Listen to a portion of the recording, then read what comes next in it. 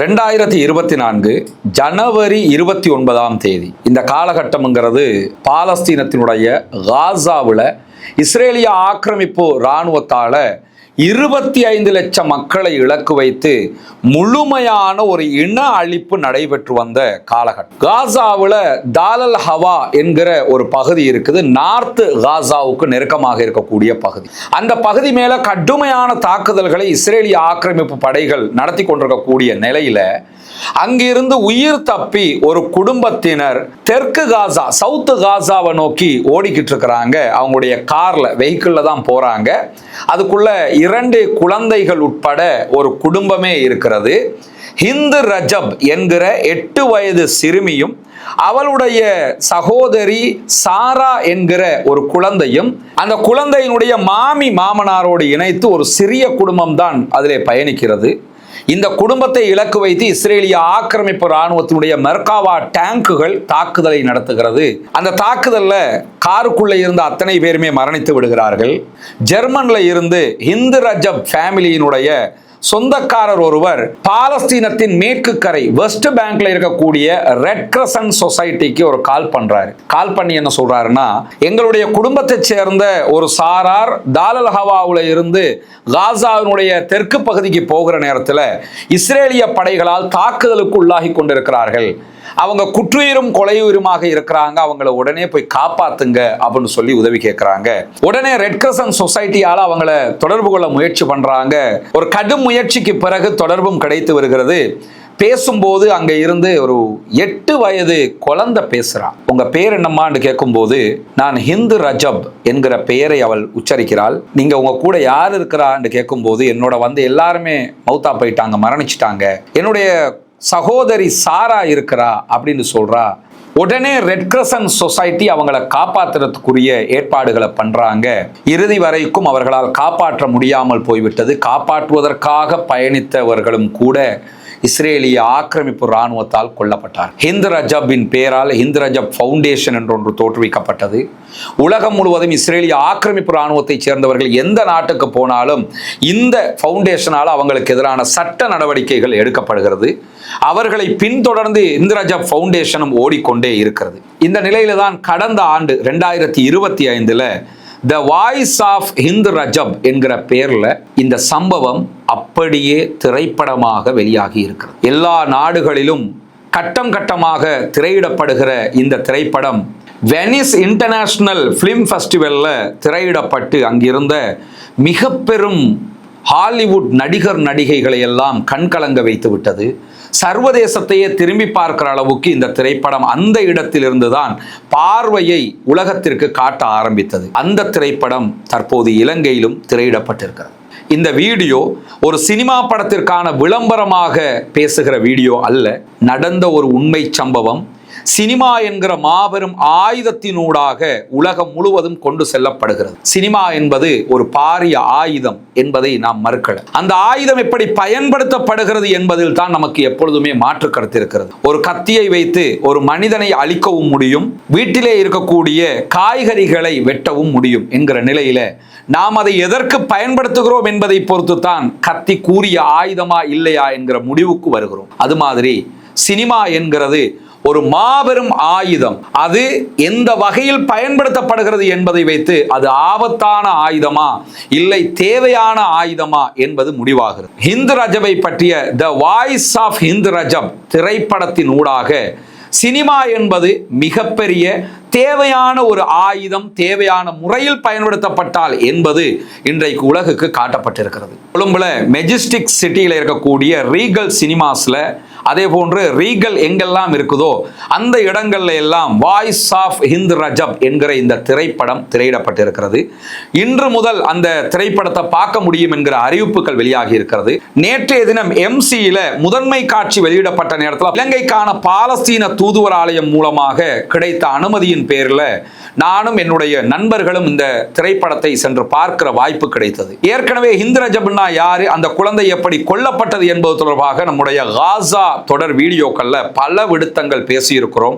அந்த குழந்தைக்கான உரிமை குரலாக பல இடங்களில் குரல் எழுப்பி இருக்கிறோம். இதே நேரத்தில் தற்போது வெளியாகி இருக்கக்கூடிய இந்த திரைப்படம் ஹிந்த் ரஜப் என்றால் யார் என்பதை தத்ரூபமாக காட்டுகிறது. இந்த திரைப்படத்தினுடைய இயக்குனர் ஒரு பெண்மணி, பென் ஹனியா என்கிற டியூனிசியாவை சேர்ந்தவர்கள். அவங்க ஆல்ரெடி 2-3 திரைப்படங்களை டைரக்ட் பண்ணி இருக்கிறாங்க, இயக்கி இருக்கிறாங்க, வெளியிட்டு இருக்கிறாங்க. இப்படியான சூழலில் தான் ஹிந்த் ரஜபினுடைய வாய்ஸ் சர்வதேச அளவில் சமூக வலைதளங்கள்ல பேசப்படக்கூடிய ஒன்றாக மாறுகிறது. பென் ஹனியா அவர்களும் அந்த வாய்ஸை கேட்கிறாங்க. கேட்கும்போது அவங்களையும் மீறி கண்ணீர் வடிக்கிறாங்க, அவர்களையும் மீறி தழும்புகிறார்கள். இப்படி ஒரு சம்பவம் இந்த உலகத்திலே நாம் வாழுகிற காலத்திலேயே நடக்கிறது என்று தாங்க முடியாத ஒரு கஷ்டத்துக்கு உள்ளாகிறவங்க, இது வெறுமனே ஹிந்த் ரஜப் என்கிற ஒரு சிறுமியினுடைய, ஒரு குழந்தையினுடைய குரல் மாத்திரமல்ல, இது பாலஸ்தீன மக்களுடைய 25 லட்சம் மக்களுடைய அவல குரல் என்பதை புரிந்து கொள்கிறார்கள். இந்த திரைப்படத்தை நீங்க ஏம்மா எடுத்தீங்க என்று பத்திரிகையாளர்கள் கேட்கிற போது அதற்கு அந்த பெண்மணி சொல்லியிருக்கக்கூடிய அந்த இயக்குனர் சொல்லுகிற பதிலே மிக முக்கியமானது. என்ன சொல்றாங்கன்னா, ஹிந்த் ரஜபினுடைய வாய்ஸை நான் கேட்கும் போது ஒரு கட்டத்தில் என்ன நீங்க வந்து காப்பாற்ற கூடாதா என்று ஹிந்த் ரஜப் ரெட் கிரசன்ட் சொசைட்டியை சேர்ந்த சகோதரியிடத்துல கேட்கும் போது அது என்னை நோக்கியே கேட்டதாக உணர்ந்தேன். எனவேதான் இது உலகத்திற்கே தெரிய வேண்டும் என்று நினைத்து இதை நான் எடுத்தேனுங்கிறாங்க. திரைப்படத்தை பார்க்கும்போது யாருமே கண்கலங்காம இருக்க முடியாது. பாலஸ்தீன அரபி மொழியில் எடுக்கப்பட்ட திரைப்படம், ஆங்கிலத்தில் சப்டைட்டில் போடப்படுகிறது. இந்த வீடியோவை நீங்க பார்த்ததுக்கு அப்புறம் அந்த திரைப்படத்தை பார்க்கும்போது அதனுடைய பின்னணி உங்களுக்கு தெரிஞ்சிடும். திரைப்படம் முழுவதுமாக எது நடந்ததோ அது அப்படியே எடுக்கப்பட்டிருக்கிறது. இன்னும் சொல்ல போனால் 83 நிமிடங்கள் ஓடக்கூடிய திரைப்படம். அதிலே ஹிந்த் ரஜப் என்கிற 8 வயது குழந்தை பேசுகிற ஆடியோ ஒரு நடிகையை வைத்து, மிமிக்ரி ஆர்டிஸ்டை வைத்து கொண்டு வரப்பட்ட குரல் ஆடியோ கிடையாது. நேரடியாகவே ரெட் கிரசன்ட் சொசைட்டியால ரெக்கார்ட் பண்ணப்பட்ட ஆடியோ தான் அதிலே பயன்படுத்தப்பட்டிருக்கிறது. திரைப்படம் முழுவதும் ஹிந்த் ரஜப் என்கிற குழந்தை பேசுவதாக நீங்க கேட்கக்கூடிய வாய்ஸ் நிஜமாகவே ஹிந்த் ரஜப் பேசியது என்பதுதான் இந்த இடத்துல நம்ம அந்த திரைப்படத்துக்கு உள்ளேயே நம்மளை இழுத்துக்கிட்டு போறது மட்டுமல்லாம, நேரடியாக நின்று அந்த சம்பவத்தை பார்த்திருந்தால் நாம் எவ்வளவு கலங்கி இருப்போமோ, கதறி இருப்போமோ, அதை மொத்தமாக இந்த திரைப்படம் நமக்கு கொண்டு வந்து சேர்த்து விடும்.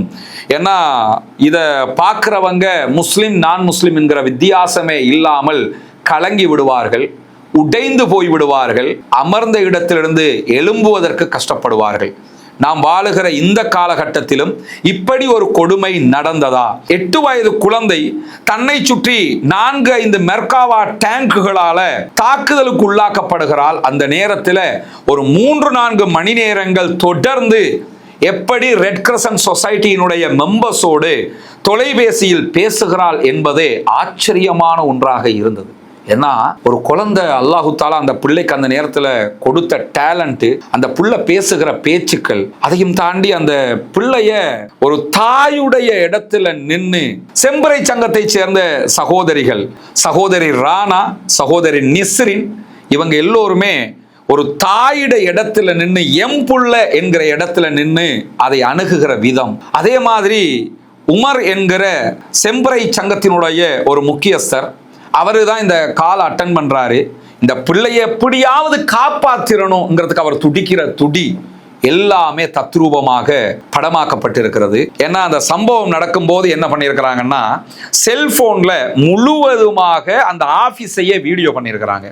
அந்த செல்போன் வீடியோக்களை அடிப்படையாக கொண்டுதான் நிஜமான திரைப்படமும் எடுக்கப்படுகிறது. இடையில அந்த செல்போன் காட்சியும் அவர்கள் அந்த இடத்துல எப்படி நடந்தாங்க என்பதும் தத்ரூபமாக ஒப்பிடப்படுகிறது. இதெல்லாம் பார்க்கும்போது இந்த உலகத்துல இஸ்ரேலிய ஆக்கிரமிப்பு படைகளால் எவ்வளவு அநியாயங்கள் நடந்திருக்கிறது. அதிலும் காசா என்கிற பாலஸ்தீன மக்களுக்கான பூமி அபகரிக்கப்பட்டு அந்த மக்களை எப்படியெல்லாம் அவர்கள் இந்த நவீன காலத்தில் அழித்திருக்கிறார்கள் என்பதற்கு ஒரு மிகப்பெரிய சான்றாக இந்த திரைப்படம் இன்றைக்கு தலை நிமிர்ந்து நிற்கிறது என்றால் அதில் எந்த விதமான அச்சமும் பயமும் அவநம்பிக்கையும் கிடையாது.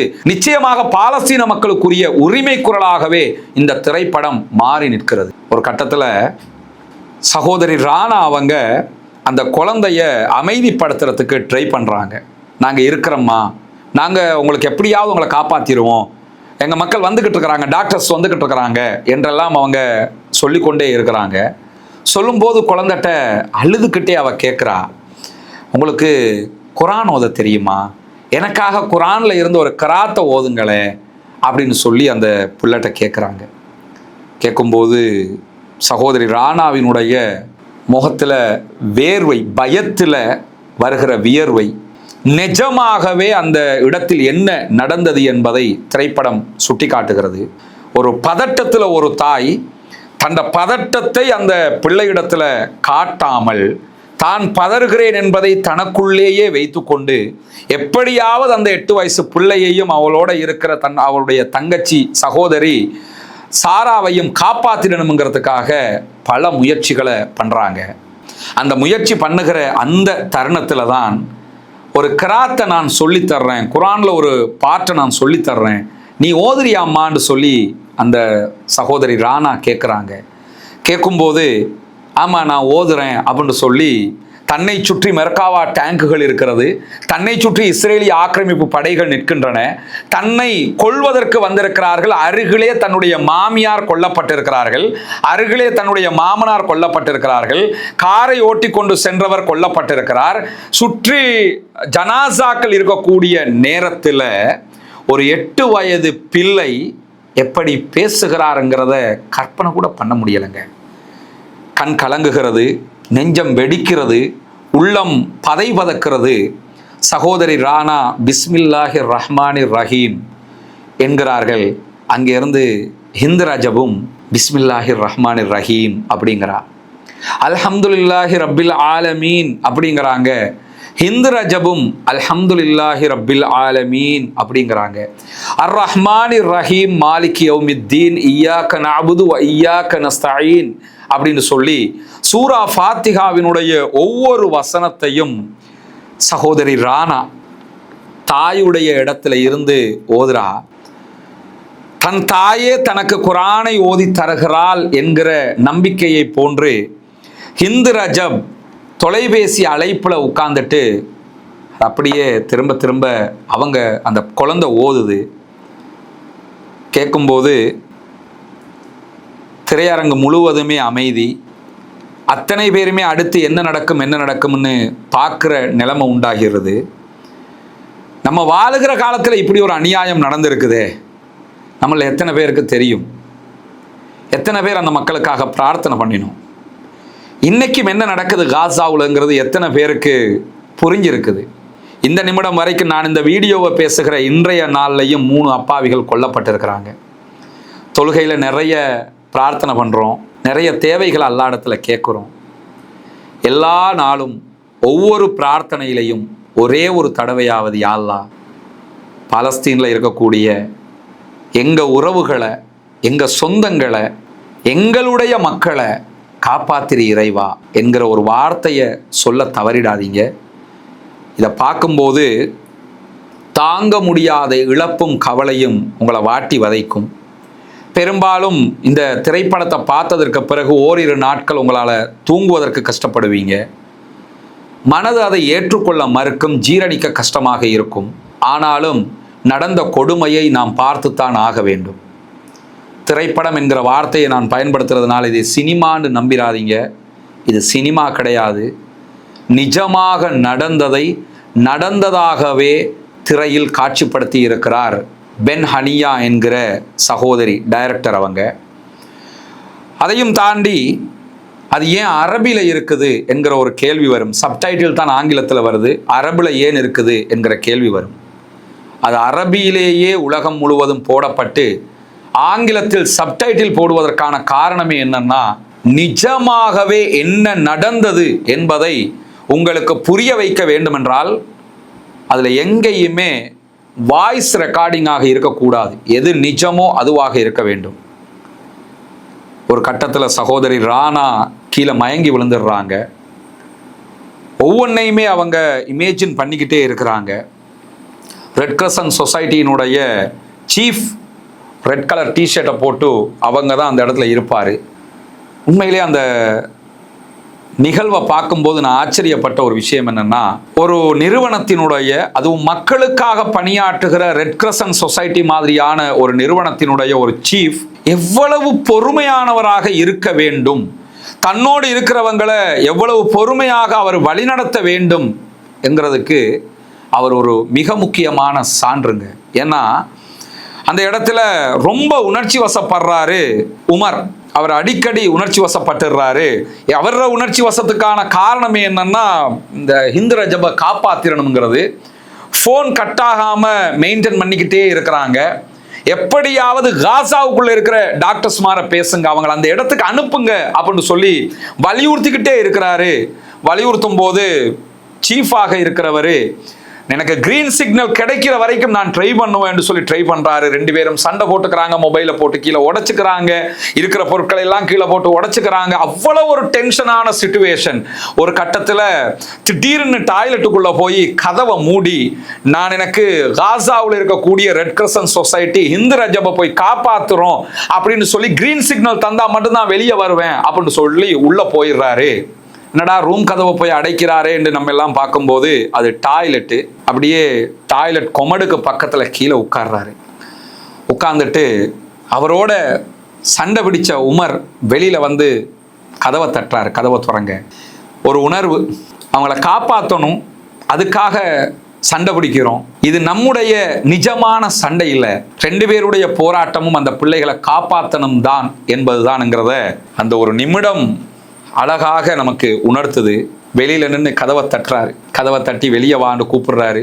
சீஃப் வெளியே வரமாட்டேங்கிறார். எனக்கு கிரீன் சிக்னல், அதாவது காசாவில் இருக்கிறவங்க நாங்கள் போய் காப்பாற்றுறோம்னு சொன்னா தான் வருவேன்னு அவர் உள்ள இப்படியே ஒட்டஞ்சி போய் உட்கார்ந்துருக்கிறாரு டாய்லெட்டுக்குள்ள கீழே கொமடுக்கு பக்கத்தில்.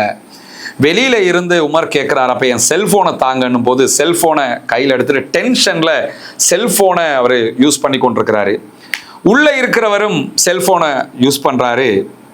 திடீரென ஒரு சப்தம், சகோதரி நிஸ்ரின் கத்துரா, கிரீன் சிக்னல் கிடைச்சிருச்சு, அவங்க போறேன்னு சொல்லிட்டாங்கன்னதோடு ஓடி எல்லோரும் வர்றாங்க. ஒருத்தர் கட்டி அணைச்சுக்கிறாங்க. கட்டி அணைச்சிட்டு உடனே இஸ்ரேலிய ஆக்கிரமிப்பு இராணுவத்திட்ட இருந்து லொகேஷனை எடுத்து என்ன பண்றாங்கன்னா, அதாவது போவதற்குரிய அனுமதியை வாங்கிட்டோம், நீங்க போங்க அப்படின்னும் போது அங்கிருந்து திரும்ப கேட்கிறாங்க, ஆர்மி சொல்லிட்டாங்களா, இஸ்ரேலிய ஆக்கிரமிப்பு படைகள் சேஃப்டியா போக முடியும்னு சொல்லிட்டாங்களான்னு போது ஆமா போக முடியும்னு சொல்லிட்டாங்க சொன்னதோட காசாவில் இருக்கக்கூடிய காப்பாற்றுகிற சகோதரர்கள் உயிரை பணயம் வச்சு ஹிந்து ரஜபை காப்பாற்ற போறாங்க. அப்போ ஒரு செய்தி எனக்கு ஞாபகத்துக்கு வந்தது. இலங்கையில தித்வா நேரத்தில் தித்வாவில் பாதிக்கப்பட்ட சகோதர சகோதரிகளை எப்படியாவது காப்பாற்றணும்னு சொல்லி தண்ணிக்குள்ள இரவு பகலாக போட்ல நம்ம மக்களை காப்பாத்தினோம், நம்ம தியாகம் பண்ணினோம், நம்ம மக்களை காப்பாத்தினோம் அப்படின்னு சொல்லி ஒரு பெரிய திருப்தி என்னைக்குமே நமக்கு இருக்குது. ஆனா இந்த சம்பவத்தை பார்க்கல நம்ம தியாகம்லாம் தியாகமே இல்லை மக்களே. நம்ம தியாகம் பண்ணவே இல்லை. நம்ம எந்த ஒரு தியாகமும் பண்ணலை. அவங்க தான் தியாகம் பண்றாங்க. நம்ம தியாகத்தை அவங்களுடைய தியாகத்தோட பக்கத்தில் கூட வைக்க முடியலை. ஏன்னா இது தண்ணி, அதுல இருந்து மக்களை காப்பாத்துறோம். அங்கே போனால் செத்துருவாங்க, இஸ்ரேல் கொன்றுவான் தெரிஞ்சுக்கிட்டே இருந்தாலும் ஒரு நம்பிக்கை தானேன்னு ரெட் கிரசன்ட் சொசைட்டியினுடைய டாக்டர்ஸ் போகிறாங்க. போகும்போது வெஸ்ட் பேங்க்ல இருந்து கமெண்ட் பண்ணுறாங்க, உங்களுக்கும் ஹிந்து ரஜபுக்கும் இடையில் ஒரு 400 to 500 மீட்டர் தான் இருக்குது என்று சொல்லி சற்று நேரத்தில் ஃபோன் கட் ஆகுது. உடனே சீஃப் சொல்கிறாரு, நம்ம அவங்களையும் இழந்துட்டோம். இஸ்ரேலிய ஆக்கிரமிப்பு படைகள் ஹிந்து ரஜபையும் அவளுடைய குடும்பத்தையும் மாத்திரமல்ல, காப்பாற்ற போன ஆம்புலன்ஸில் போன ரெட் கிரசன்ட் சொசைட்டியினுடைய டாக்டர்ஸ் சகோதரர்களையும் தான் கொன்றார்கள். இன்னாலில்லாஹி வ இன்னா இலைஹி ராஜிஊன். ஹிந்து ரஜபையும் காப்பாற்ற முடியலை. காப்பாற்ற போன சகோதரர்களும் கொல்லப்பட்டார்கள். 12 நாட்களுக்கு பிறகுதான் ஆம்புலன்ஸ் மீட்கப்படுகிறது, உடல்கள் ஜனாசாக்கள் மீட்கப்படுகிறது. ஹிந்து ரஜபினுடைய ஸ்கூல் பேக் காருக்குள்ள காட்சிப்படுத்தப்படுகிறது. அதில் நிஜமான காட்சிகள். தாக்குதலில் அழிந்த காருக்குள்ள ஹிந்து ரஜபினுடைய ஸ்கூல் பேக்கை பார்க்கும்போது என் புள்ள எனக்கு ஞாபகத்துக்கு வர்றா. என்னுடைய மகனுடைய ஸ்கூல் பயணம் கண்ணுக்குள்ளே வருது. இதை பார்க்குற எல்லோருக்குமே எல்லோருடைய பிள்ளைகளும் கண்ணுக்குள்ளே வருவாங்க. நம்ம பிள்ளைக்கு நடந்திருந்தால் நம்ம என்ன பண்ணியிருப்போம். அல்லாஹ் மட்டுமே அந்த மக்களை காப்பாற்றணும். இந்த வீடியோவை போடுறதுனுடைய நோக்கமே என்னன்னா, ஒரு சமூகத்தின் மாபெரும் அவலம் காட்சிப்படுத்தப்பட்டிருக்கிறது. ஒரு சமூகத்தின் உண்மையான அழிவு நிஜமாகவே திரை உலகத்துல கொண்டு வந்து நிறுத்தப்பட்டிருக்கிறது. கொழும்புல எம்சில மெஜஸ்டிக் சிட்டியில இந்த திரைப்படம் காட்சிப்படுத்தப்படுகிறது. 83 நிமிடங்கள் ஓடக்கூடிய காட்சி. அதே மாதிரி இலங்கையில ரீகல் சினிமாஸ் இருக்கக்கூடிய எல்லா இடத்திலையும் இது காட்சிப்படுத்தப்படுவதாக பலஸ்டைன் எம்பசியால சொல்லி இருக்கிறாங்க. அது எங்கெல்லாம் காட்சிப்படுத்தப்படுதுங்கிறத இந்த வீடியோக்கு கீழே நம்ம கமெண்ட் செக்ஷன்லையும் போடுவோம். அத்தனை பேரும் குடும்பத்தோடு போய் பாருங்க. உங்க பிள்ளைகளை அழைச்சிக்கிட்டு போய் பாருங்க. போக முன்னாடி இதுதான் சம்பவம் என்பதை பிள்ளைகளுக்கு சொல்லிட்டு போங்க. போறது மட்டுமல்லாம முடியும் என்றால் ஒவ்வொருவரும் உங்களோட ஒரு மாற்று மத சகோதரரை அழைத்து கொண்டு செல்லுங்கள். பிற மத நண்பர்களை அழைத்து கொண்டு செல்லுங்கள். இந்த உலகத்தில் ஒரு 25 லட்சம் மக்களுக்கு தங்களுடைய நிலத்துக்காக, தங்களுடைய நாட்டுக்காக, தங்களுடைய உரிமைக்காக இன்றைக்கு 70 ஆண்டுகளாக போராடுகிற மக்களுக்கு நடக்கிற அநியாயம்தான் இது என்பதை அவங்களுக்கு நீங்க வருஷக்கணக்காக பாடம் நடத்துறதை விட இந்த ஒரு திரைப்படத்தினூடாக காட்சிப்படுத்தி விடலாம். இந்த இடத்துல இன்னொன்றையும் நான் சொல்லணும். பெரியோரு வாத பிரதிவாதம் போய்கொண்டிருக்குது சமூக வலைதளங்கள்ல. ஹபீபி திரைப்படம் கொண்டாடப்பட வேண்டுமா வேண்டாமா? நான் அதுக்குள்ளெல்லாம் ஆழமா போய் பேச விரும்பல. கடையநல்லூர்ல இருக்கக்கூடிய கலாச்சாரத்தையும் காட்சி அமைப்பாக கொண்டு வந்திருக்கிறார்கள்.